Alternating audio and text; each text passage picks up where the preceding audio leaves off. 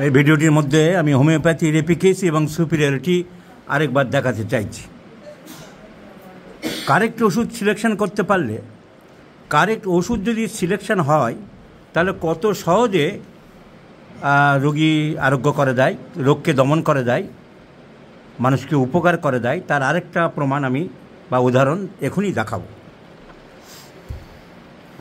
Homeopathy is like a maize. Maize means গোলক ধাঁধা।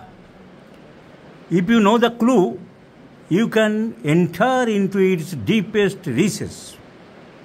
Clue জানলে তুমি তোমার সেই সুড়ঙ্গের ভিতরে ঢুকতে পারবে। বাট উইদাউট দ্য ক্লু, তুমি যদি নিয়ম না জানো, ক্লু না জানো, তাহলে সে আলিবাবার গল্পের মতোই বেরোনোর দরজা মন্ত্র ভুলে গিয়েছিল, তারপর চিচিং ফাঁক, লাউ ফাঁক, কুমড়ো ফাঁক, দরজা আর খুলছিল না। হোমিওপ্যাথি চিকিৎসা কতটা তাই। আমি দেখাবো একজন আমাদের মহারাজ, সন্ন্যাসী মানুষ, উনি খুবই কষ্ট পাচ্ছিলেন, গলার ট্রাবলস। পাবলিক ওয়ার্ক করেন, উনি সোশ্যাল ওয়ার্ক করেন, ওনাদের কাজ যা, ওনাদের তো নিজেদের স্বার্থ নিয়ে চলেন না, সমাজের কাজ করে বেড়ান, ভালো কাজ। তো উনি গলার ট্রাবলসে খুব কষ্ট পাচ্ছিলেন। আমাদের এক হোমিওপ্যাথিক চিকিৎসক বন্ধুকে দেখাচ্ছিলেন। শোভাবাজার স্টেশনের পাশে একজন হোমিওপ্যাথিক চিকিৎসক বন্ধু বসেন, তাকে অনেক দিন দেখিয়েছিলেন, কোনো উপকার পাচ্ছিলেন না। অথচ গলা নিয়ে ওনার খুব প্রবলেম হচ্ছিল, ওনাদের বাইরে পাঠ করতে হয়, অনুষ্ঠানে যেতে হয়।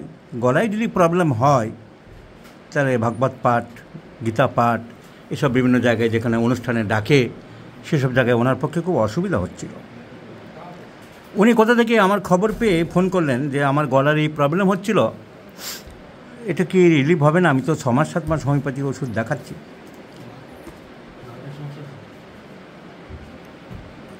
এবং নানা রকম সমস্যা ছিল। তো আমি বললাম যে, এবং পেটের ডান দিকে ব্যথা ছিল, রাইট লাম্বার পেন। আমি বললাম যে আপনি আসুন, দেখি, চেষ্টা করে দেখ। সিম্পলি কেস টেকিং ওনার করা হয়েছে। He chilly patient, desire for sweets, উনি মিষ্টি ভালোবাসেন।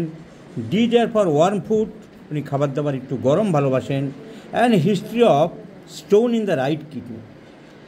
এখন যে পেনটা আছে, ওনার পেটের যে ব্যথা, পেটের ডান দিকে লাম্বার রিজিয়নে ব্যথা, কিডনিতে পেন, স্টোন হয়েছিল ডান দিকে, সো রাইট সাইডেড কমপ্লেন্স। তার সাথে শীত বেশি, মিষ্টি খেতে চায়, খাবার দাবার একটু গরম পছন্দ করে। Learned person, he is an intelligent person, লেখাপড়া জানা learned person.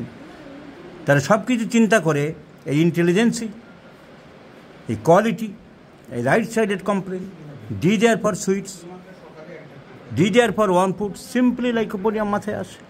So I prescribed only lycopodium in 0/1, 0/2, 3, 4, etc. once daily in the morning. আজকে সেকেন্ড ভিজিট। মহারাজ মুখটা দেখাতে চান না, যেহেতু অনেক পাবলিক জায়গায় যেতে হয়, ওনার ভার্সান আমি নেব। মহারাজ, আপনাকে তো একবার ওষুধ দিলাম, আপনি আগে চিকিৎসা করছিলেন, খুব একটা উপকার পাননি, তা এই ওষুধ খাওয়ার পরে আপনার রিপোর্টটা আপনি জানান। আমি মোটামুটি 90% মতন কিওর। তো এর আগে অনেককে দেখিয়েছিলাম, অ্যালোপ্যাথি ট্রিটমেন্টও করেছিলাম 6 মাস, আবার বিশেষ হোমিওপ্যাথি ডাক্তারকেও দেখিয়েছিলাম। তো তাতে কোনো রেজাল্ট পাইনি, ফিডব্যাক কোনো একটা তেমন একটা কিছু পাইনি।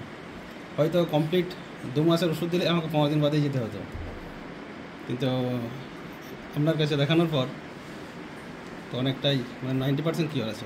একবারের ওষুধে 90% কিওর হয়েছে। ইউ আর স্যাটিসফাইড নাও? অবশ্যই। এটা মনে জোরও পেয়েছেন। So this is the beauty of homeopathy. এটাই আমি দেখাতে চাইলাম যে সিমটম সিমিলারিটি কালেকশন না করলে, ওষুধ সিলেকশন না হলে, আন্দাজে ওষুধ দিলে কোনো কাজ হবে না। একবারের ওষুধে আমি ওনাকে 90% রিলিফ দিতে পেরেছি, এটা আমাদের পক্ষে আনন্দের। উনিও খুশি হয়েছেন। আর হোমিওপ্যাথিক চিকিৎসক বন্ধুদেরকে এই ভিডিওটা শেয়ার করলাম এই কারণে, how to select the simillimum, you should acquire the art, and that's why homeopathy is said as rather art than science. মহারাজ, আপনাকে অসংখ্য ধন্যবাদ। আপনার কথা আমি রেখেছি, আপনার মুখে আমি দেখাইনি। ধন্যবাদ আপনাকে অসংখ্য। আপনাকে যা পরিচয় হলো, আপনার মানব সেবার সাথে জড়িত আছেন, আপনি আপনার কাজ করুন। আপনার I shall look after your health. This my assurance I can give you.